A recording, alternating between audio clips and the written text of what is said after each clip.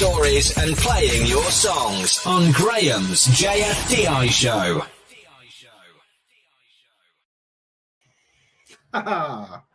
Good evening and welcome back for another JFDI podcast. It's been a while, hasn't it? It feels like ages. Been a long time. Not done as many as we should have. However, I think we'll be forgiven because everybody's busy, right? And I think we'll make up for it tonight because I've got somebody very special to introduce you to.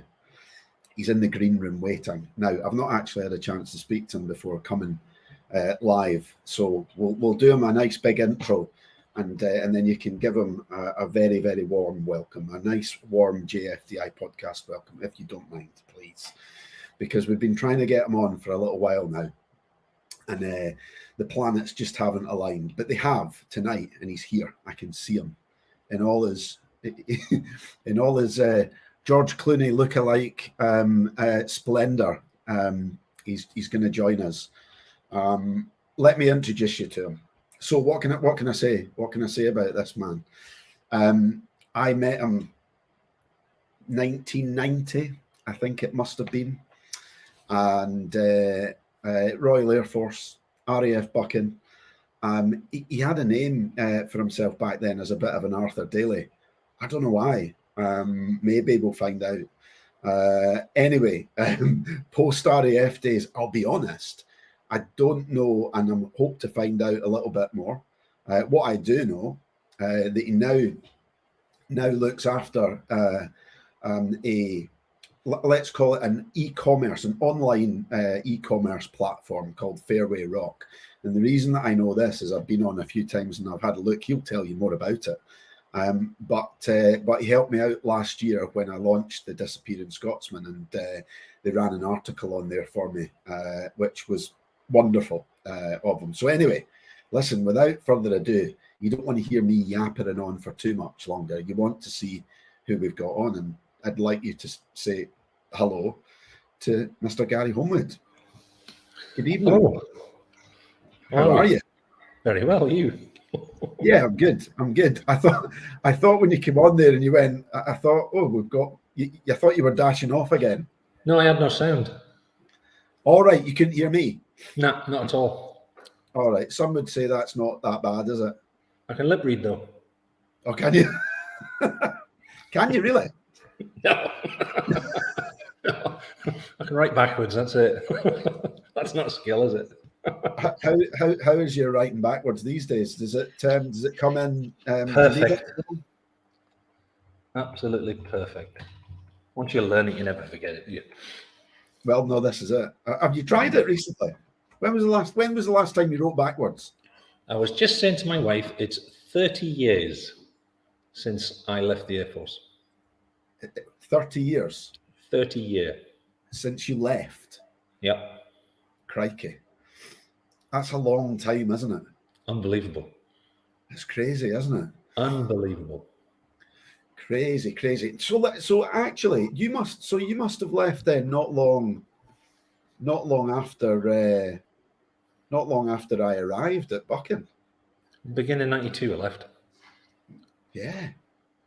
Crikey. 30 years. So listen, it doesn't matter. We've got no sort of set time tonight, so we've got a lot of we've got quite a big gap to fill. A 30-year. Listen, I don't do this very regularly these days, but we did say, didn't we? We did. So, to your good health, sir. To you as well. Yeah. You'll notice that the camera this evening is. I've got a background on because you've got one of enough background things on. Yeah. Do you know what it is? I'll give you a clue. Look, normally I've got this little logo, a little High G's logo in the corner of the screen. Oh yeah. I'm not. We've got the High G's background, but we're not in High G's. You might notice I've got a little bit of a cold, and although I love getting cold, I decided against sitting up in the loft tonight because it is really cold up there. But we're just outside. We're just saying the moon's out, the stars are out, and then we're going to get a frost in the morning. Yeah, I hope so.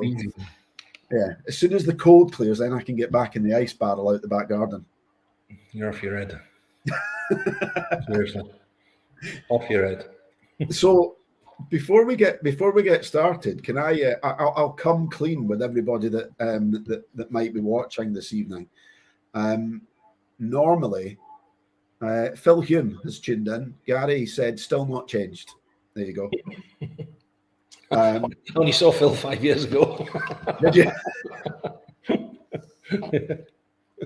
So most people that come on, and I say most because there are some that have bucked the trend, choose 4 or 5 songs.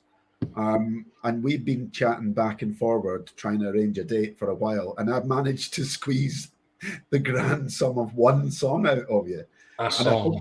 I think that's more due to the fact that there's just so many and you can't put a finger on it. So Yeah. some people have kind of gone with, there was a couple of people had chosen like a decade. There's a few people that have kind of, chosen an album. But you went for 1 song. So I've just got a lot of questions to ask you tonight. That's all right. Fire away. That's what we're here for. So I tell you what we'll do. I don't know where it fits chronologically. It probably doesn't, because it's actually probably, well, let's kick off from the start, right? The first thing that I wanted to ask you, pre-RAF, right? So like going way, right back before you even joined the Air Force, before maybe most people that met you that will be watching this evening, what from your childhood do you think helped to form the man that you are today, the man that you became? What from my childhood? Yeah, or what from kind of back then? What about your childhood would you say is kind of like, that's stuck with you throughout? It's kind of, helped to form the man you became. I think I was always, go back to school. I was never academic, top of the class or anything like that, but I had to push myself. I think for every achievement that I did, I had to try. I wasn't one of these that was naturally, good at anything, just had to try for it. And I think that was in sport, that was in academia, that was in whatever. I've always sort of pushed myself to get the results. So I think that kind of stood me. I think having 2 brothers, which were quite competitive, that kind of stood me. I'm brought up in the northeast of England. That kind of has that old, we're grafters. We put our head to the grindstone. We get things done. So a lot of the upbringing was around that. Yeah. It was. Was it Whitley Bay you grew up in? Well, just outside Whitley Bay. Yeah. It's called Hollywell, tiny little village, which is probably about 2 miles from Whitley Bay. Yeah. I'm just there on Sunday, actually. Well, yeah. So what was you mentioned that life was tough, got your nose to the grindstone, and just kind of tried hard. So when you were at school, do you want to elaborate on that? Can you elaborate on that a little bit? I just think the schools I went to were great. They were the ones that would push you. If you were middle of the road, you'd end up getting pushed. If you know what I mean, you get encouraged to do the extra mile. It was always that competitive spirit at school. I think that led from the rugby team, the football team, the swimming team, but it also in the classes as well, because you didn't get your classwork done in them days. You didn't get to do any sport, so you weren't allowed to do things. And the teachers we had were, they were old school, really old school. Yeah, we had. Do you think that rubbed off on you then? Maybe we had one called the Mole, who wore the cape, and he was a physics teacher. And he used to sit in his class and he used to get the books, and he would just look at you like that, and he'd go, "Homewood, start," and that was it. You'd have to read from the paragraphs, and then it was the next one. Then he just shout out, "Smith," and you would carry on, you would carry on, you would carry on.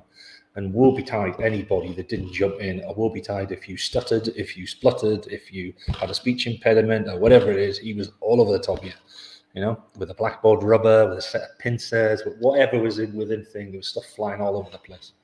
Yeah, he was a nightmare. So did you get to do much sport? Yeah. We did hockey, we did swimming, we did rugby, we did athletics, did them all. We even did go-kart race in our school, and a lot of sailing as well. Go-kart racing and sailing. What kind of Go-kart school did you racing, go to? sailing, and rowing was at our school. Oh, wonderful. Yeah. And was there one sport that you kind of stuck at for longer, or that you were better at, that you took on into your I did teenage? swim for a long time. I did rowing for a long time, and then I played rugby when I was in season for a long time as well. Right. But the swimming was dedication, because you used to have to be in school for 7 o'clock every morning to be in the pool for an hour before you started school. So yeah, that was every day of the week. Wow. So after I'd done my paper round in the morning at 5:30, you'd then walk the mile to school or bike it, and then you get in the pool and you do your pool thing, and then you go to lessons. Yeah. You did a paper round as well. I did two. I did one in the morning, one at night. Really? For how long? Oh, geez. I first started to cut one of them when I was 13 till I was, 16 when I left. Wow. Yeah. 7 days a week. It's a bit of a rite of passage, I think, in itself, a paper round, isn't it? Yeah. What was you must remember one thing that happened on a paper round, like an encounter or something. One thing. Well, that's it. You must remember one thing. I bet there was loads. I remember the dogs, the guy with the Jack Russell. Yeah. I knew when you put the paper in, this Jack Russell would grab a hold of that paper, and that Jack Russell wanted it. So what you used to do was put the paper in the letterbox, and you used to push it. Wait till the dog got it, then you pull it out, and you push it, you pull it out, and the thing was shredded. But when the dog got hold of the paper, it would do the death rattle, and the paper was everywhere. This guy never got his Sunday paper in 100 years. Never read it. It was dog's paper every Sunday. Yeah, but I'm guessing you didn't get any Christmas bonus tips from him. Not at all. No. Not one. Oh, brilliant. But it was worth it for the entertainment. Yeah. So with the paper round done and dusted, was there anything else? Did you work before you joined the Air Force? I did a few things. Well, I actually joined the Air Force when I was 16. So Right. The only job I ever had, a proper job, shall we say, was at Newcastle Airport, and that was cleaning aeroplanes. And that was basically waiting for the few months before I went in the Air Force. That was it. Right. Okay. So that was it. So was the cleaning aeroplanes at Newcastle Airport anything to do with your decision to join up, or had you? No, not at all. No. But so you obviously had. So why the RAF? Why the RAF? Yeah. I went in the Air Cadets when I was, I don't know, how old were you supposed to be? 12 3/4 or something, I think it was, when you're allowed in the Air Cadets. Yeah. So I joined Whitley Base Squadron, when I was 12 3/4. And then I got rushed into a uniform at 13 so I could go away on a camp in the summer. And we went to Bulmer, actually, of all places. Your cadet camp.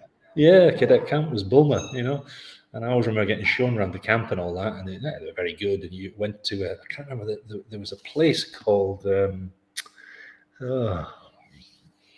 something point away from Bulmer. I think the RAF had it. It was like a billet, but it was off the camp somewhere where they used to send the cadets. And I don't know, the highlight of the camp was you got a flight in the Sea King, but the rest of it, the look around the ops room and stuff like that was, oh my God, that looked dull as ditch water. Little did I know.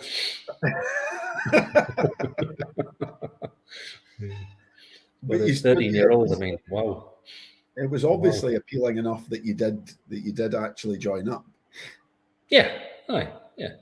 Well, he went all over with them. I went to Germany with them. I went to Cyprus. I did a gliding thing. I did a flying scholarship. I did shooting. I did my Duke of Edinburgh awards, and you did everything with them. It was great. It was like a little adventure school, if you like. It was very well run, the unit I was in. Nice. So when did you join? And I guess that you were in the Air Cadets, but what was it? Was there something that underpinned your decision to join? Oh, the way I was brought up. I mean, my uncle, my great uncle at the time, I mean, he was in the Air Force. He was actually stationed here through the war. I never knew this until I actually came up to Buckingham, but he was stationed at Longside Airfield at the back of us here during the Second World War. But he always had fun stories of humorous stories of the Second World War, what he got up to in India and what he got up to in his flying boats and what he was up in Peterhead and all this kind of stuff. So yeah, he kind of painted it. Plus, I think my nana, she was a naffy girl during the Second World War, Biggin Hill. Oh, yeah. She was a tea lady. And what she used to do was make the cups and teas and that for the pilots and the squadrons and that. And she says, one day, she says, I claim to fame as this man come hippling across, whatever it is. He says, oh, you got any tea? She says, I've got any cups left. He says, the buggers won't bring them back. So this was Douglas Bader. So he turns round to everybody and starts shouting and screaming at everybody. He says, get your cups back. Come on, you lot, get your cups back. Everything. This lady's got a job to do, blah, blah, blah. And she says, when she turned around, there was a line of about 5 or 6 guys all washing cups behind her so they could get it and do it. So that was a lovely story from her. That's very sweet. Douglas Bader getting everybody to wash cups. Douglas Bader, the very man, you know? Yeah, wow. So we've got ties on that side of the family to the Air Force. Yeah. I mean, my mum's side of the family is all Army. You know, my granddads, my great granddads, my uncles, my cousins, they're Army through and through. Yeah. You know. Great. So that was a family tie. You joined up, and that was when? 84.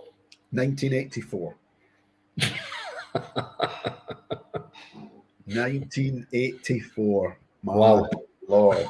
I know when you say it like that, it does. It seems even longer ago than it is. I know, it does, doesn't it? 1984. So what was after? So what was the basic training? Swinderby and Swinderby, yeah, Swinderby. Yeah. Number 5 flight, 5 squadron, RAF Swinderby. That was it. Yeah. And then off to what was your first posting then? Well, West Drayton after that. And first after trade training after It was Buchan. Right. Oh, that was your first unit. Yeah. After Well, when I met you, it was my second time. Right, you'd been. Because I'd been. Then I got sent to Becula, but I never went. I went to Kinloss, and then I came back to Buchan. All right. What happened there? Well, it didn't work. Yeah. Yeah. Was there some reason that it didn't work? Well, I had those. What were they called? You remember the early one in Nimrod they were developing or something? You remember it was a Nimrod, but it had a bubble on the front and a bubble on the back. Before we had E3s. All right. Okay. Yeah. Right, and it was a development thing. So we went up there, and they basically didn't know who to send, right? Because the job was dreadful. I mean, it was running through loading computers, loading programs, in what they call bid guns and this kind of thing. Yeah. And I mean, a computer that probably had the power of your mobile phone was the size of a small factory. You know, and it was IBM machines lined, and we used to have to go in and take the tapes off the aircraft and actually put them on here and wind them, and it would give this little pretty picture of, you know, blips and dots and this and that and the other. Nobody understood what the hell was going on. We used to put dates and times and secret on it and all this kind of stuff as well, and it really just didn't work. It was a huge white elephant. So we did that for about, a year and a half, and then they come around and they said, "Where do you want to go?" Okay. So that was it. Simple. Yeah. Simple. So yeah, it wasn't that exciting, to be fair. Shrouded in secrecy, but absolute load of bollocks when you think about it. Is there anything else that you can think of that falls into that category? What, a load of bollocks? Top secret, that load of bollocks. There's quite a few load of bollocks that we got up to in them days, really. I mean, it gave you an idea. Yeah. Yeah. So what were the highlights of your first kind of couple of tours then? Highlights of my first tours. I think the selection process was fantastic when you're at West Drayton, where you say, where would you like to go? So, you know, coming from the northeast of England, you think anywhere south. So I quite fancy this place, Neatishead. I quite fancy this place, Portree. And I quite fancy this place. I think it was Bentley Priory or something. You know, and I come through and you got Buchan. And I remember thinking, what on earth did somebody think seeing 3 of those and sending me up there is unbelievable, you know? So we went up there, and I think it was must be December time. And there was me, there was a guy, Steve Biggs, who you probably didn't know because he lasted about 4 weeks up here and went, "It's not for me, I'm out." What, left? He left. There was Jimmy B, who made a career of it. Oh, yeah. Jimmy did very well. And there was Sean Smith. Unfortunately, I think Sean passed away a few years ago. Irishman, the red hair, bit wild. So we all ended up, but we ended up on the train. And I can't remember what it was Aberdeen bus station at the time. It was basically, we got there, walked out, expecting RAF transport.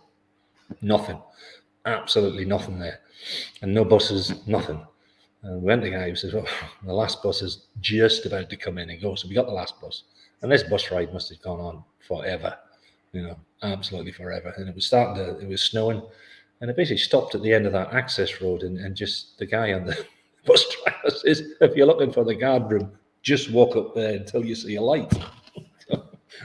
Got bag on the back, walking up the thing. That was it. RAF fucking welcome.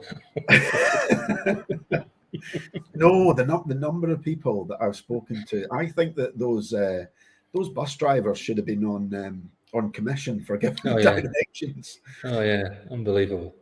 The number of people that had exactly the same welcome, that finger pointing from the bus driver who just stopped. Up there, if you want, just keep walking. Crazy. So let me ask you, right? Buchan, then I'm assuming it was the second time round. I obviously had a vested interest in this back then, and a few stories to tell.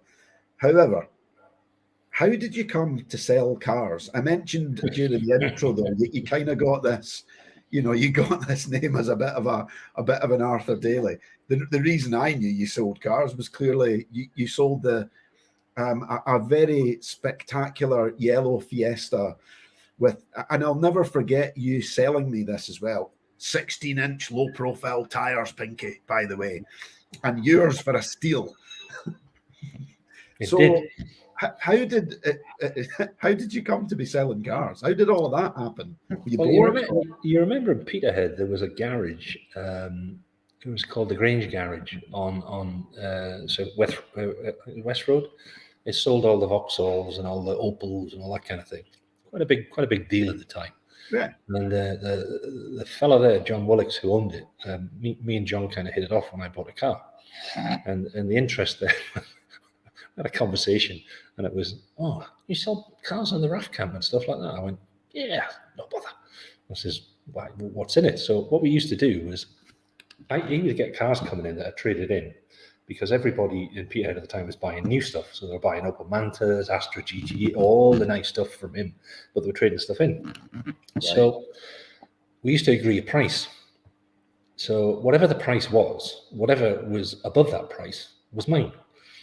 Got you. So what I used to do was sell the cars. So I had an endless stock of cars, whatever he had, 20, 30 trade-ins at the time. And we just used to sell them to the camp. And to be honest, it was great because everybody got a good deal out of that one. How much money did you make on that yellow Fiesta? Which time? Oh, did somebody? Well, I know that nobody bought it after me because I wrote it off. I put it into a field and nobody had it after me. Well, it was stolen off my driveway. Was it? Yeah, I had it. We were in the middle of I think we were in the middle of a tacky bar at the time. I took it to work and I'd left my bloody, because I did the MRF up there and I'd left all the webbing in the back of the Fiesta. Yeah. I remember coming up in the morning for the second shift and I opened the door and I looked at the driveway and I went, "No car."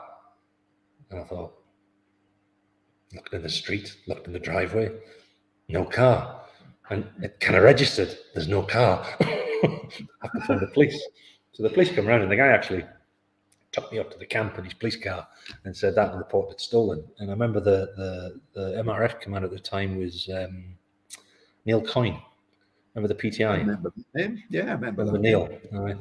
So Neil says, I told him the story. He says, about 2 hours later, he said, a big George, what was the other PTI? It was George...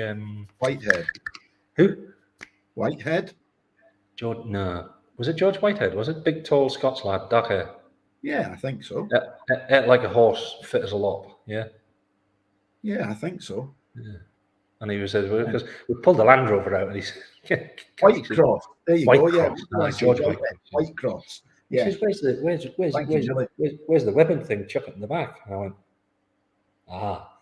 I says, that's in the back of the car that's just been stolen. Because I remember Neil saying, that's a chargeable offence. Hey! Excuse me. Hey! Calm down. Got 2 Labradors, just seen a rabbit. So, yeah, he says, oh, God, you'll get charged for that, whatever it is. So we went down and there was an admin sergeant on it as well. And what I did was borrow his for the day.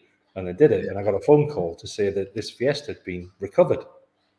And what had happened is somebody actually broke out of jail in Inverness. And they'd make their way down the coast. And he'd stole a car, got as far as Peterhead. And then jimmied the door on the Fiesta, nicked that car, and he was actually at the traffic lights in Aberdeen. A traffic cop pulled up beside him, panicked, decided to race this traffic car, right, and run out of fuel. And the only damage to the car was his rolly fags that he'd thrown in the passenger footwell. And that was it. There was no damage. But all my kit was still in the back. I mean, you know, you got your tins, you got your weapon, you got your empty bloody cartridges. The whole thing was in there. I was like, oh my God, thank God. But yeah, that car was stolen, recovered. So it's fair to say it had quite an exciting life whilst it lasted. It did, yeah, definitely. First it was stolen, and then it was driven into a field. And then you blew it up. Which, yeah. Well, that was for the purposes of the book. That was for the purposes of light-hearted fiction and reading. So, listen, I need to ask you this. I need to ask you this because you mentioned Takival, and I think it's related because I think I asked you this question when we chatted, and I'll not be forgiven if I don't ask you this here. So I'm sure it was related to Takival. And I wrote this in the book as well. There was a little homage in there to you as well. But you earned the nickname Stitch, didn't you? Was that to do with Takival? How did that nickname come about? The moral of the story is when you jump out of your bed and you put your combat pants on, put your underpants on first and don't pull the zip up. Oh, something about Mary moment. Scars are still there to prove it. Oh, and when you do pull the zip up, when you do pull it up, don't pull it down again. Oh. Was there a trip to Aberdeen Royal Infirmary there, or did you just have to? There was a trip to Peterhead Infirmary. Yes. So there you have it, people. There you have it. Good grief.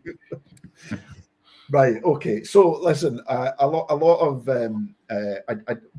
what other adventures in car salesman land do you remember? Car salesman land. Yeah, and of all the cars that you sold, and that you sold to people, are there any any other sort of anything else you'd like to share? There might not be. I can't really remember. Most of them were quite. I'm trying to think who was sold cars to. I don't know. I'm trying to see who's on here, but I can't. Well, I'll tell you who's made some comments. So Phil Hume he reminded you Nimwax. He was saying, was that? Oh, is that what it is? That's what it was. He's right. Nimwax. Yeah. That's Julie is Julie Rachel. Julie, you'll remember as Julie Gunn.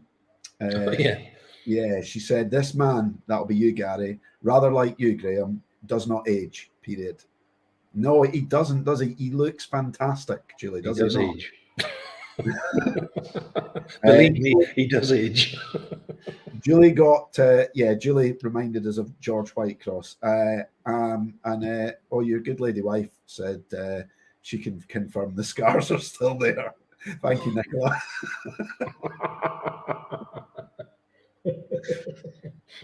Okay.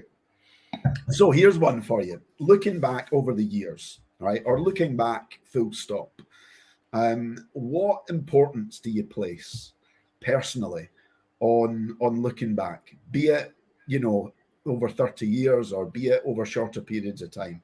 What importance do you place on looking back and more so reflecting? That's a funny one. I mean, I look back on the Air Force as my youth. I mean, because I mean, I did 9 years. I mean, I was out when I was 25. You know, I was young, and that was my growing up, if you like. And we made all our mistakes, and we had all our laughs, and we had all our things, and yeah, we had some close scrapes, and some things went very wrong, and some things went very good. You know, you know, you mentioned charges. I mean, I was dropped into a watch with people like Damien McSorley and Jimmy Valentine and Terry Sison and Eddie Neal and, you know, people like that. And it was we had a bit of a party. I'll do that. I think the first tour was party time. We did have a seasonal topic, fireworks. So we did have a firework party. We had a coot block firework party. What you don't do is have a firework party after a night out. So we decided, it was the whole watch at the time, and we decided, right, what we're going to do is have a firework display, but we're going to race rockets down the corridor. So we started firing off rockets down the corridor, and then we started throwing, you know, the bangers and that. And I think Damien started nailing Catherine wheels to the wall and all this kind of stuff. And then it all got out of hand. I mean, there was bits of things flying everywhere, whatever it was. Just you know, how the place didn't burn down, we'll never know, you know. So there was a policeman at the time called George Hall. No. Walker. Oh God. The little one. Yeah, I remember George Walker well. Remember him? Oh yeah. So he came in, sense of humour failure. Mm-hmm. You know, the fact that a rocket nearly took his head off was irrelevant, right? And the fact that this place was smouldering and there was sparks going off were totally irrelevant, right? And he comes in and he starts trying to order us about.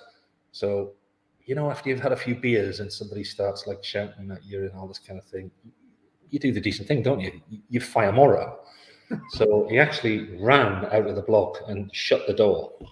And went. So we thought nothing of it. We thought, great, fine, we'll go to bed. So we all went to bed and we all locked the doors because you had your doors, the individual rooms. Great. Well, they came back in force, didn't they? He brought reinforcements. Yeah, got reinforcements. So it was me, it was Damien, and it was Terry Sison were deemed as the ringleaders. Right. Which was the first room, the second room, and the third room. You know, because policemen aren't that intelligent, are they? They'll just go you, and that was it. So we kind of he arrested us, I think. Yeah, that was the story. He arrested us, and then he tried to charge us. And hey, I am not kidding you. He tried to charge us under the Explosives Act of 1066. And we were like, what? And at that time, bless, we had the best flight commander in the world, Kath Hamper, right? Oh, bless her, she just passed. And she kind of looked and she went, really? Guys were letting off a bit of steam. Then maybe got a bit too much, but really? The Explosives Act of 1066? You know, he was talking about, you know, attempted manslaughter and this, that, and the other. Oh, my God. She says, no, she says, try bringing the Air Force into disrepute. Well, damn it. Right. He got us on that one. So anyway, me and Damien got 5 days where we had to do our jankers, we had to go to the mess, we had to dress in a number ones, we had to do a time, if you like. And poor Terry had been, because he'd been charged before, they sent him to Colchester for 5 days. Oh, really? Unbelievable. Yeah, absolutely unbelievable. So that was the baptism of Baywatch, and it got into a thing of, you know, you did your 2 days and your 2 nights, and on your 4 off, you just partied. You know, and you had the Rab Millers, the Neil Aldgates, Paul Trowers, Paul McCowan, all this lot. Just nuts, absolute nuts. The amount of times we jumped that fence when the sirens go off to get out and go for a pint. But it was that mentality where we were young and we were stupid, and we just enjoyed life. And I think we all did that. And I think Buchan was the kind of place where you could do that. You know, and in a way it was kind of encouraged from when you got there. Yeah. It was that culture. You know? Yeah, and it was people always have really fond memories of Buchan, and that's why. because it was one big party. It was. Nobody had anywhere else to go, did they? It was too far for anyone. Absolutely. To go home. Absolutely. Yeah. It was one big party, yeah. And I think that's why people sort of, you do smile at it where you look back and you think, no, brilliant. Yeah. Second to it. Some people took the party a little bit too far. Yeah. Well, we've all done it. That's a new one on me, though. The explosive act of 1066. Honestly, could Very not simple. actually. You couldn't write the script on it. No. No. So after the party, then was it after that second tour at Buckingham? It was then 1992 that you left. So what drove the decision to leave? No, that was the first tour. That was when I was on AWatch, and Yeah. then I went to Kinloss, and it was when I came back. I was put onto. When was I come back? I went to the trainer section. Yes. Went down the Falklands. We were down the Falklands in '88, Yeah. the second time, and that's where myself and Matt Hayes used my skidoo down there, and Eddie Budd, and Oh yeah. every time I meet Eddie Budd, it doesn't end well. When you use the what did you say? Your skidoo. Skidoo. You never have a skidoo. You're because in the Falklands when you first went there, it was containers. So you were living in the containers, the skid, if you like. Yes. So there was me, there was Matt, and there was Eddie Budd. So we were down there, but myself and Eddie, we kind of took umbrage to. I can't remember the guy's name. I don't know if you'd have been to Kent or you've been to Mount Alice or something. Yeah. They have the FNG nights.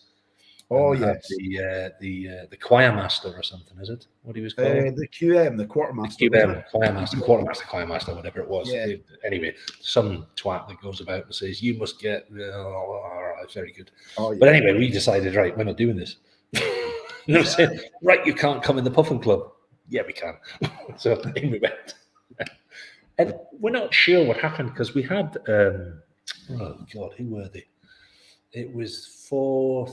It was like a Royal Engineer Commando unit up there as well. There was a Scouse lad up there, really really nice guy. We got on with him. So having a few beers and stuff like this. And this guy Jeff was his name. Was giving like a corporal technician, and he's like a little naff. And he had a big stick, and he was kind of pointing it. I says, next time you point that, it's going to get pointed somewhere it doesn't want to go. So he gave it. And I went right, and to this day, I don't remember this, right? Really don't remember it. But the next day, me, Eddie, outside the SOPSO's office, saying, guys, I believe there's a bit of a brawl there last night. No. Well, this Jeff says he's got his eye here and this. Did we do that? We've had a few beers. But I can't remember doing that. That wasn't right. We must make stories up of that one. We maybe shoved him about a bit. Or maybe hit with his stick or something. Anyway, we got flown off the mountain. We got flown down to MPA at the time. And then we were in front of the group captain. So we were living in the army, mess. And we got 2 weeks. 2 weeks restrictions. Say again? Was that the 38 flight one? That was like did they not call it the Bronx or something? Yeah. It was like not the oldest part of the accommodation. It was like ancient and like collapsing. So they put the army in there. Correct. Yeah. Correct. And you and Eddie. Yeah, me and Eddie. Yeah. But Eddie's always from the day I've met Eddie, and bless him, I love him if he's listening. But every time we meet, there's trouble. When was the last time you met up with him? Oh, when did I meet Eddie? It's been a while now. Definitely been a while. I think he was up when I come out the Air Force. He was up in Peterhead, probably about 10 years after I was out. I met him there. Right. Yeah. He did. He was up at Bucking and looked me up and that. But I speak to him on Facebook and that. But yeah, that's about it. Yeah. Good. So when you did leave, what was that? Had it just kind of run its course for you, or was it something else? Yeah, a couple of reasons. I'd maybe done more, but I was kind of strong-armed a little bit to leave. I think where how do I say this? Well, you have another half that doesn't want to move anywhere. Right. Okay. So that was a kind of decision. I've got you. Yeah, that was a kind of one of the decisions there. So yeah, I Yeah. would have And maybe when you, I would have maybe done a little bit longer, but not much. I would have maybe done the 12. yeah. So what did you do the? Oh, I'm not going to guess and just ask you. When you left, what was this kind of transition? What did you go to do first? Oh God. Well, it was me and remember Rick Brown. Yes. Right. Well, me and Rick left at the same time. So what we jacked up to do was we'd go and work offshore. So we went and did our offshore survival course. We went and did our HLO course. We went and did our radio operators course. We went and did all these courses and get a job offshore. It was a slump in '92. Rick eventually got offshore, but we started hunting for jobs. So I got a job driving a taxi. So that was bringing money in. And then I got another job at a company called Aberdeen Airways, which turned out to be, oh God, what did they turn into? Business Air, which was then Eastern, which is now Logan Air, right? That one's Okay. in the operations side of it. But what it meant was you went to work at 4 a.m. to get the early morning flights off. You drove home again. You went to work in the afternoon to get the afternoon flight off. Then you drove home again, and then you went to work at night to get the late night flight off and do it. So it was like that. But the airline was in administration, so it was cash in hand. So we were kind of driving the taxis, doing the two things together. And then Rick had got a job. He says, "Oh, I've got this great job. It actually pays." Hey, it was good money. It was like $5 an hour or something at the time. But it was, it's in Fergus when they were putting the big pipelines in. It was digging a trench, basically. So the digger would dig the trench, and me and Rick would be in there chucking the boulders out. So that was our job, And we did it for about 2 weeks and went, "Fuck this." No. This is ridiculous. This is ridiculous. Rick had found out that the guys that they were bringing in from south were getting paid twice the money that we were getting paid because we were coming from local. So we binned that. And then Rick decided, we moment of madness, decided, right, we can be private detectives. Right? So we decided there must be a private detective agency around Aberdeen.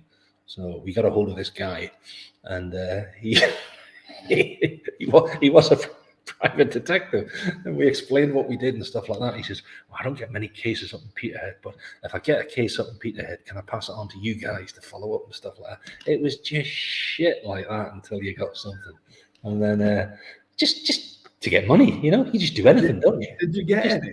Yeah, you just do anything. Just go for it, And then Rick got a job with was it Halliburton or Transocean, I think, on the jackups.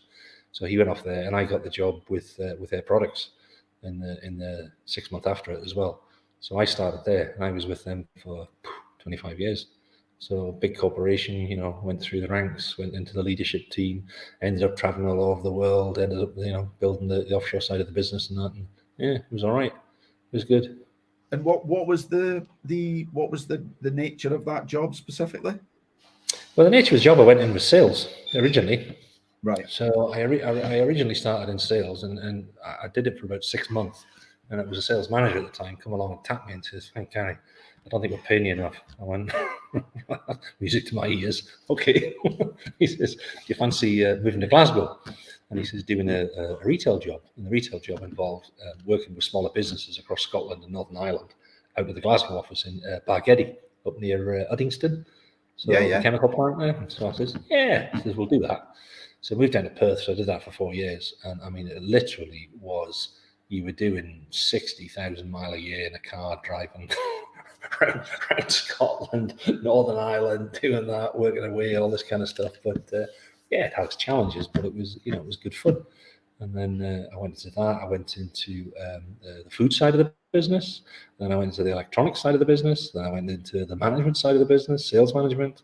Then I went to operations management. Then I went to the leadership team. Then I went into developing this offshore business in helium saturation diving, which was here, which was in it was in Spain, it was in Africa, it was in India, it was in America. It was I ended up 5 years out of a suitcase, just flying around the world and doing that. So yeah. Wow. Had a ball. So you were there for how long did you say? 25 years. 25 years. Yeah. That's and a lot by the sounds of it, a lot of different roles there as well. Mm. A lot of different roles. So I want to ask you, because I'm assuming that you then went from there to take on Fairway Rock, or maybe not.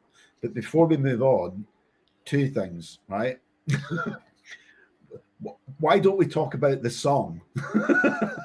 And before the song, right, the one song. Well, hopefully the song will make sense now. And I thought, well, do you know what? We'll just bring it in sort of like halfway through. That'll probably work. And as we'd said, just kind of chew the fat. But before we mention the song, interesting journey there, and a lot of different roles, and probably fair to say, not the job, not the perfect job. I mean, does the perfect job exist? Probably. But what would your advice be, giving like just that part of the journey? And I'm sure we'll talk about a lot more. But what would your advice be to somebody that's leaving the forces now? And I know it's very different times, but that transition, I think, is it fair to say it's never as easy as you think it'll be? It's not, and I mean, it's something right on the money at the minute, because I've just taken somebody on that's just left the forces after 12 years.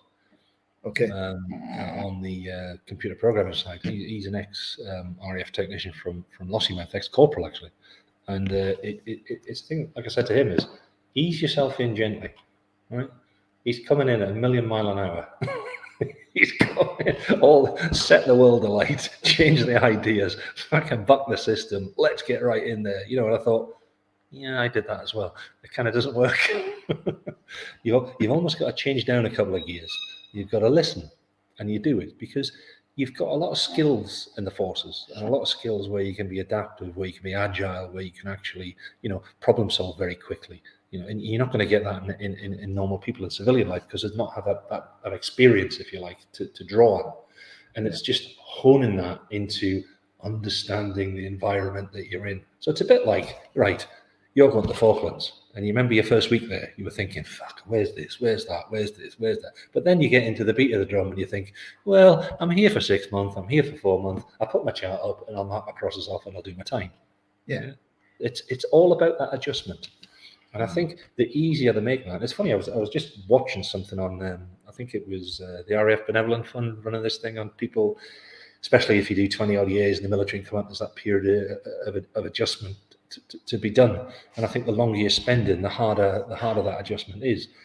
And you've got to make it a pleasant experience, where I think they kind of resent it, and they kind of say that, you know, because I was this, you know, I'm not this anymore, I'm going to do this. You've almost got to just chill, just cool it down a bit. You've got the skills, you've got the ability, you've got the drive, you've got everything, but just use it to your own advantage, you know? Don't go blazing in. And I've hired a few military people in the time. One of them was a guy down in Glasgow. And I don't know if you remember a documentary called The Glass House. I do. Right. Well, Ewan Black was the sergeant major, giving it wah with a head like that, right? And he came to us as a driver. And Ewan is an absolute cracker of a guy, you know? But he struggled. And he struggled from coming, you know, 20 odd years out of the army into that role. And it was just about making the right environment for him, making that adjustment. Now, it's all right, somebody like me that understands it, but for every one of me, there's 10 others that just don't understand it. Yeah. You know? Yeah. And it's interesting. I think that, like you say, the longer that you spend, you mentioned that you look at your time in the forces as your youth, and came out at a point in time where you had everything kind of, you know, everything lying in front of you as well. I think that advice that you've given, that applies to whatever age you are as well. And a lot of people that are, you know, people that we perhaps knew in our time served, that are still serving. There's still a few, you know, still a few that are still serving, and some that are now approaching, you know, that time to sort of move. And it's a like you say, a very different world. But it's not unique to the forces, Graham. It's unique to, I mean, 25 years with a big corporation as well. There's that adjustment, and it's very, very similar. You know, it's a wake up call. You know, you have that adjustment to go through, and there's certain life experiences you'll go through where you have to make adjustments. You know, and then sometimes you struggle with it. People are just human, aren't they?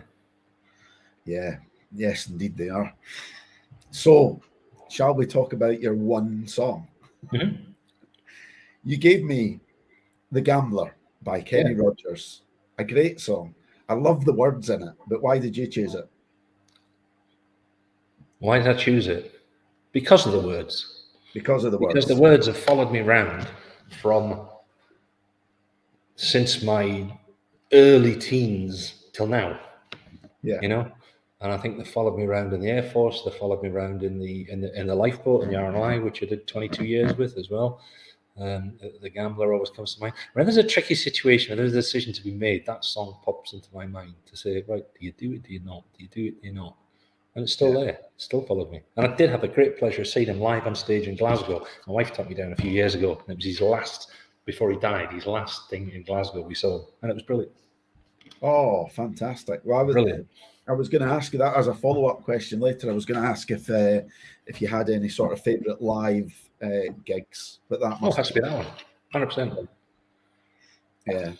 It's a good. I can't remember the exact line, but it's like you got to know when to not know when to Know when to hold. hold them, know when to fold them, know when to walk away, know when to run. Yeah, Got to yeah, hide your money when you're sitting at the table. yeah. So there's 4 different ones in there. I could ask you like a great follow-up question would be to ask if you can give examples of when you've done one of each of them. Oh, Jesus. Let's just go run away. When have you run away? When did I run away? Oh, man. When it all gets hairy, I would run away. Would I run away? How would I run away? No worst case of me running away. I don't think I have. That's the trouble. That's the trouble. That's the one I find hard. It's difficult, that one. Probably when you should run, I don't run. Yeah. Yeah. Okay, well here's another one that I wrote down, not related to the Gambler, but I like that as well. So a lot of changes in jobs that you've had as well, and a lot of certainly we come on to your most recent adventure. Now, did you go into Fairway Rock from straight from the last role that you'd been in 25 years? Kind of. Kind of. Right. I had a little chink because when I left that said company, I'd signed a thing called the non-compete clause, which meant I couldn't work for competition for 12 months, which was a bit naughty. So I had kind of handcuffs on. In a court of law, would it stand up? Probably not. You can't deny a man a right to work. I mean, that's Scottish law. English law is slightly different, but hey ho. I didn't want to take the risk because what they could do with me setting up my own business and my own company, they could probably slow me down. So I went to work for as the oil and gas director for a very well-known tool company in the UK, and I spent a year doing that, which introduced me to the construction business, the aerospace industry, the rail business, and all sorts of things from a point of view of reselling tools. So I thank them for that. But from the day I joined till the day I left, it was 1 year dead. That was me done. That was it. That was it. What?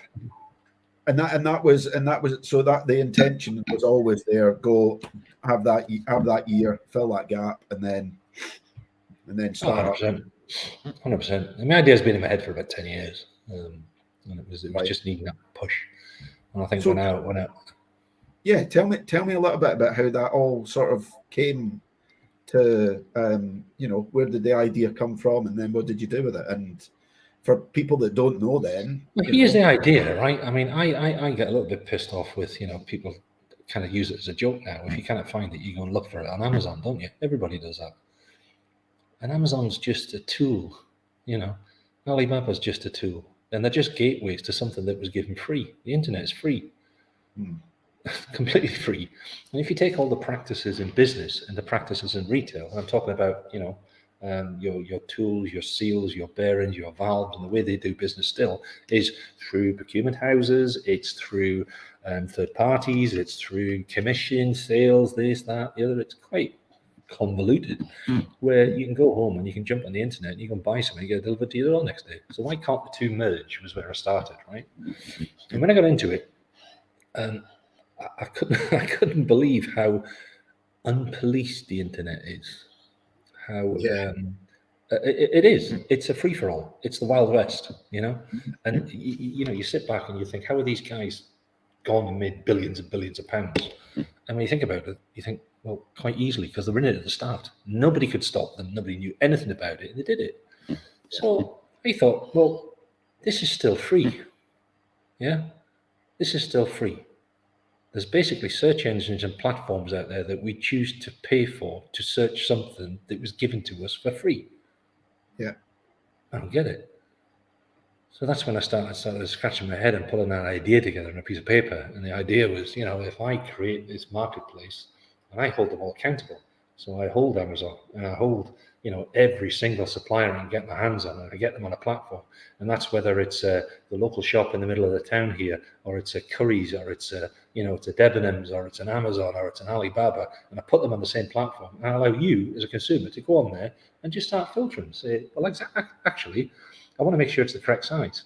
But I also want to know if I order that product and I keep that product, it's got to fit. So I don't want to order 3 products, because if I order 3 products, 2 of those products get sent back and they go straight to landfill. So I'm wasting stuff. But I want to know what it's packaged in. I want to know how you're going to transport it to me. Are you going to use a diesel truck? Are you going to use an electric truck? Are you going to use a hydrogen truck?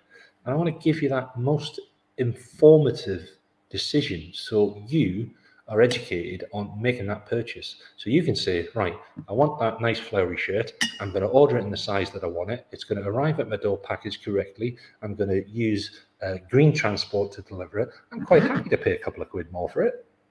Yeah.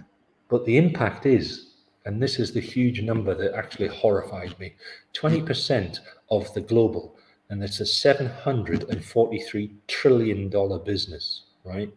20% of that, of goods, are returned. And out of that 20% of it, most of that goes straight to landfill. It's a horrific amount of money. Now, we did the numbers in our company. It's a very small company. And if we shifted from 14% returns to 8% returns in 5 years, we would save 120,000 tonnes of CO2. Wow. That's mental. That's mental. So there's a big part of what Fairway Rock's doing then is all... Fairway Rock wants to become an aggregator. It doesn't want to become a comparison site. It doesn't want to become a marketplace. It wants to be an aggregator of all of them. And we're slowly building the platform. So at the moment, we've reached a point where we are a marketplace. You can buy stuff off us. You can do that. We're offering you, Amazon's on the site, Alibaba's on the site, OnBuy's on the site. So is your big brand names, your Currys, your this, that, the other. And we've got them. We'll tell you what the prices are. But the next phase rolling out is we're going to tell you, right, Amazon gets a red dot. Why do they get a red dot? Because it's actually environmentally unfriendly the way that they're doing it. Whereas you might get it from such and such shop in the middle of the high street in London, which would have an amber dot because he's in London. You got to transport it up here. However, it's less of an impact because of that. And then we start educating people on, what packaging is, what transport is, what that is. So there's a real social impact on what we're doing as well. So it's a tough one. It is a tough one. It's something that you've got to believe. And where we're doing pitches at the minute, we're trying to raise funds for the next round.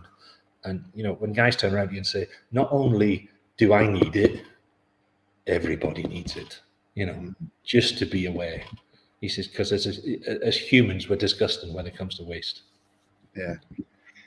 So all of that good stuff there, the thing that people watching this will want to know is, if I go to Fairway Rock, am I going to get discounts? Am I going to get codes for discounts as well? I know the answer to that though as well. Well, if you click on it, Graham, and you go to the discount, every day we list discounts on all the products. Yeah, I know because I've been on there. So so if you want discounts, then go check out fairwayrock.com. There you go. That's grown. I mean, you've 10 million products online now. You're going to have 50 million products online by the end of March next year. So nice. That's the speed it's kind of grown. And we'll deliver them. So it's going good. But it's a lot. It's busy. So I was going to ask you with all of the kind of hectic, and I guess so Fairway Rock is kind of your brainchild, right? So it's a piece of paper. I got the idea from the same place you worked. Yeah. So here's the thing, then. Lots of stress, I'm guessing, on a day-to-day basis. How do you deal with that?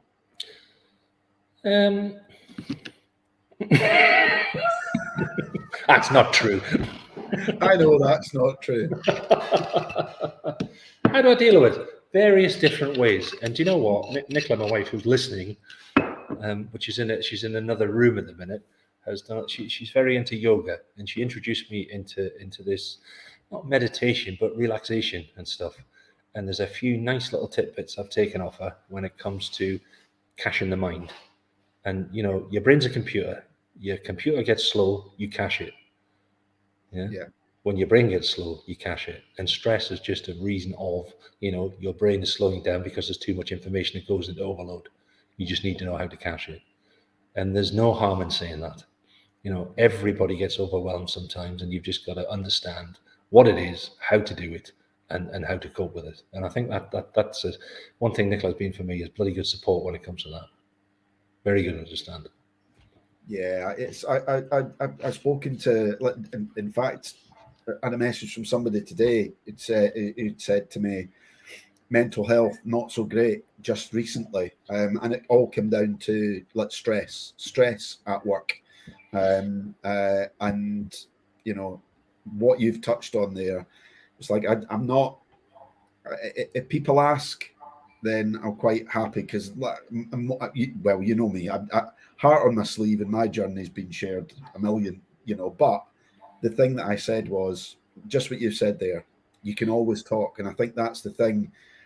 For our kind of generation, much younger, it's one thing that we were taught when we were younger that you kind of get on with it and you crack on, and it's. Yeah. But like you say, and that's a great analogy to look at it. That you need to give it time, cache it, but talking to people is always good. Always a good thing to do. Yes. Okay. Work aside, what really excites you these days? What lights you up? What are you? What is like your? What are you really passionate about when you're not working? My dogs. Your dogs. even when they're barking at rabbits. Yeah. 2 daft Labradors. There's nothing better than coming home when they jump all over you. 2 Labradors. So lots of walks. Lots of walks. Although my wife will disagree with this, and she's probably typing something right now saying he doesn't walk them often enough. But it's done. No, it's good. I mean, I've gone through adjustments these last couple of years as well. I mean, my kind of my downtime, my safety valve, if you like, was always the work I did with the RNLI, and that ended a couple of years ago. So it's not having that hobby, if you like, to do it. So and I got to the stage where quite recently it was all work and no play. I wasn't switching off, and to the detriment of I just wasn't a nice person to be around. I'll be that. I was kind of all consumed. I wasn't in the zone, shall we say. I was somewhere else all the time because it was 24/7. And if you ever know anything about, especially internet business and stuff like that, it's so accessible. I can pull an iPad, I can pull a mobile phone, I can do anything. I can check performance of the site, I can check sales, I can check who's working, I can do that. It's not right. You've got to have a mechanism of coping with that, And hands up for that one. A wake up call for me. And I've had a holiday a couple of weeks ago, and that's the first time since I started this business I've purposely put my phone in the safe and closed it. Yeah. Went back to a shitstorm, but it was good for that week. Was there something that triggered the wake up call? Like you saying that you weren't a nice person to be around. Was there something that sort of triggered the wake up call? Or was that your good lady wife telling you? Yeah. To be honest, it was Nicola saying, you're not a nice person to be around. You're getting a bit self-centered. You get a bit selfish. You get a bit, a bit abrupt, a bit stuff like that. And yeah, it all rings true with me completely.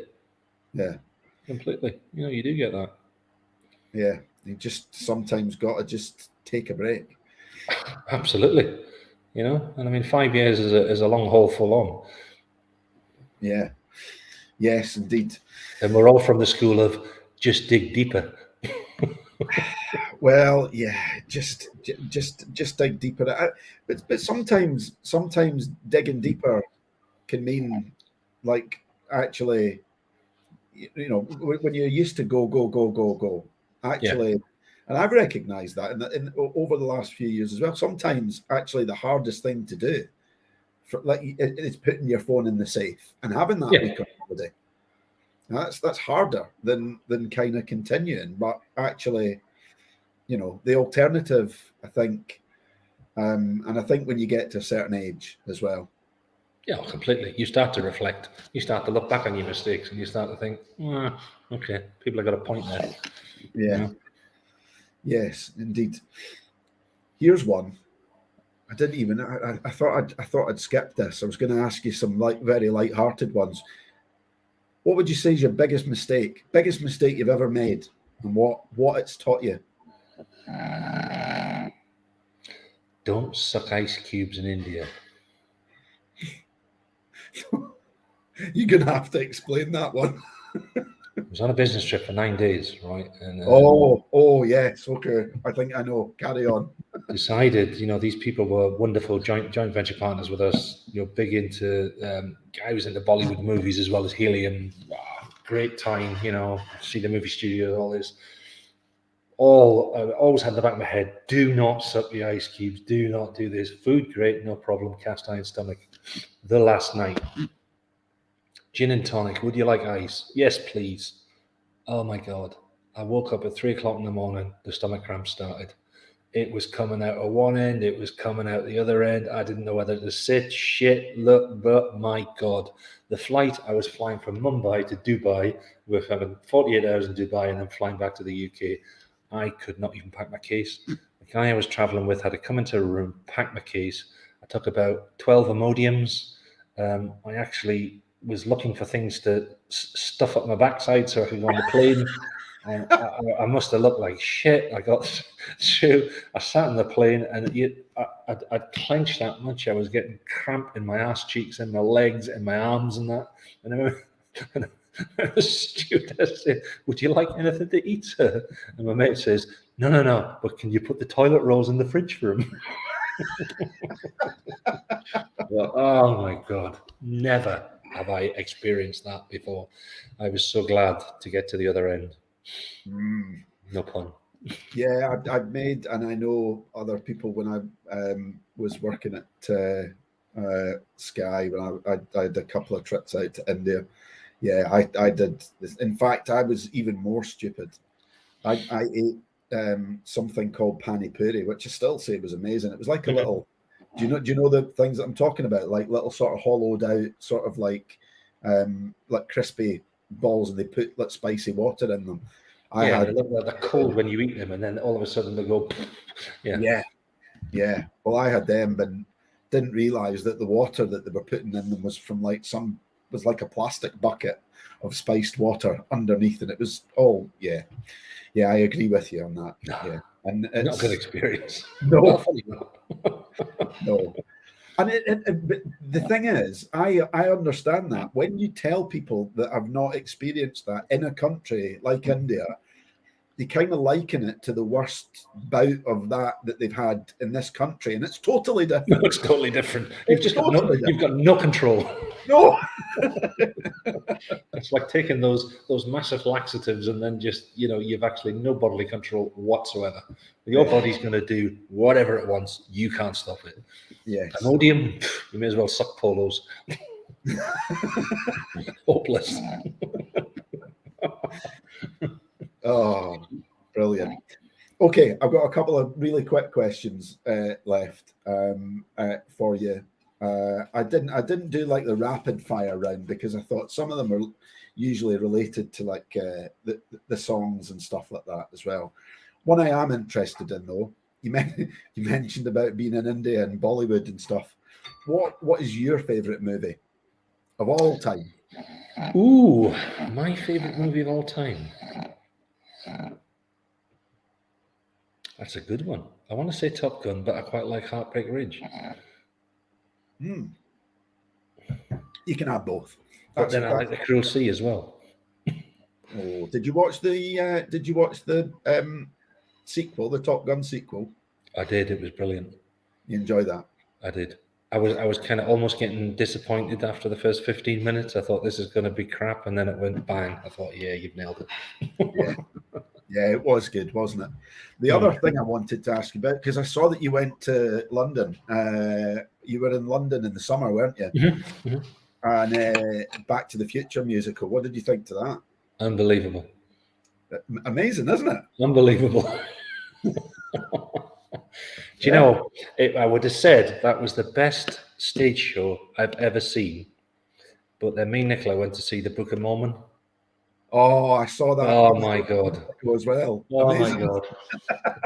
It's the only time I've sat in the audience and went, are they going to laugh? Are they not? Honestly, you cannot help it. Yeah.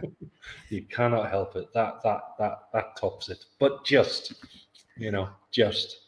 It's one of those for me. I think you summed it up there when you said, "Are you going to laugh?" And you can't help it. And today, with everything going crazy politically correct, it is the most. It's wrong. It's totally wrong. Totally on every level. But it's absolutely hilarious. Yeah, I think it's the only one. At one point, I was just crying because I was laughing so much at this thing. And I'm just thinking, and I was frightened to even look left or right to see if anybody was laughing. Right, absolutely mental. But at the end, I mean, they brought the house down with an applause group. Absolutely fantastic, and that was Edinburgh. It was great, absolutely brilliant. Brilliant. If in doubt, Hasadiba Igboai. Right, last question. You'll like this one. What would the story of Gary Homewood's life be called? What would it be called? Yeah. Ooh. If your life was a book or your life was a film, what would it be called? I did it my way. Oh, there you go. There you go. We like that. and what's by Sid Vicious and the Sex Pistols, though. That version. Not by Frank Sinatra. Right. Okay. Sex Pistols version. Okay, brilliant. I'm out of questions, but do you know what? It's 9:15. So it is. That's an hour and a quarter. That's good. That's an hour and a quarter that you'll never get back. But I've had a great time, thank you. And you've had one song. And I've had one song. Who said that we wouldn't do it? Who said that we wouldn't do it? Yeah. Who needs 4 or 5 songs? It's given me something to think about though, because well, there you go. I do like the songs though because I love music, and I appreciate though that people have come on. It's a lot when you think of a life, actually one song, and thinking about the words there and your little experience. Yeah, one song was good. We didn't need another 4, did we? No, I think what it is for me, I mean, I play music. I mean, I always say to people, what's the one thing in the world you would miss if it was never available again? It's music. Every single day there's music comes into your life. And I've got songs I play when I'm pissed off. I've got songs when I play when I'm motivated. I've got songs when I play when I feel humble. I've got songs when I play. There's music for everything, Yeah. And it's just hard to pin. And that's what Jenny said, and I mean, Nicola says, why did you mention Elvis? And I'm saying, well, yeah, Elvis was kind of like my mum was her. I was brought up with Elvis, Elvis was just it. It was always playing in the house. It was always doing that. But yeah, I love it all. Every single kind of music. Every single kind of music has something in it.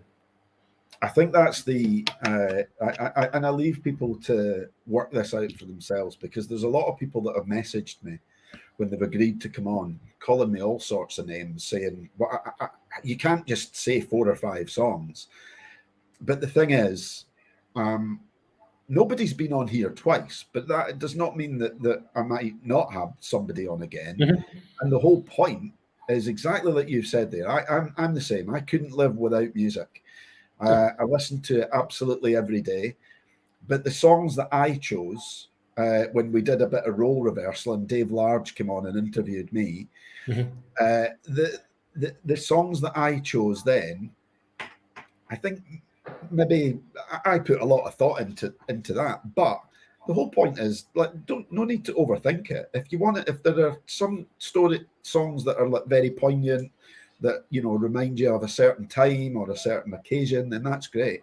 But the other thing is that like any time, life is like a roller coaster. Absolutely. It's full of ups and downs, and Yeah. there will be songs that remind you of certain points in time. But I always liken who was it that said came on here? Steve O'Neill. Do you remember Steve O'Neill? Mm-hmm. He said, I don't. He said, I don't remember the 90s. He said the 90s were a blur to him, and I my response to that is no. I remember the 90s, but I remember the 90s through the music, and it's like stories come to me or memories will come to me about certain periods of time when I hear certain songs. And when I hear certain songs that I've not heard for a while, I'll play them again. I'll play them for a while. Yeah, I could not live without music. But I think I've probably created enough in here. There was a film, wasn't there, where somebody, I can't remember what it was, where he had no music and he sang to himself. I can't remember what it was. The one where the Beatles didn't exist and he had all the Beatles music. No? That was I liked that film as well. I did. Yeah. Yesterday. Yeah, I thought that was really well done. That film. Yes. Well, listen, thank you very much indeed. It's been a lot of fun. A few funny stories, and for some, they now know where Stitch came from. They now know where the car salesman bit came from, and they know about Fairway Rock and the new adventures. So, thank you very much indeed. My wine is just about done. I don't know about yours, so it's probably a good time to say good night to everybody that's been watching. So, I have got Gary. Have you got anything that you would like to? Have you got any message or anything that you'd like to say to those that have been watching tonight? Any parting words? Just to keep doing what they're doing. Everybody seems that I've done on here has done fantastic with what they've achieved. There's been some heartache stories. There's been some fantastic achievement stories. Just keep going, keep doing it. Everybody's done really well. I'm impressed. I'll keep listening. Thank you. I've got one. I just thought of another question. In fact, I'm not going to ask. If you stay on and we'll say good night to everyone, I've got one question for you, but I don't want anyone else to hear it. Yeah. So, Gary Homewood, thank you very much indeed. And thank you for watching or listening if you're listening later. We will be back next week, and I'll tell you who later on in the week.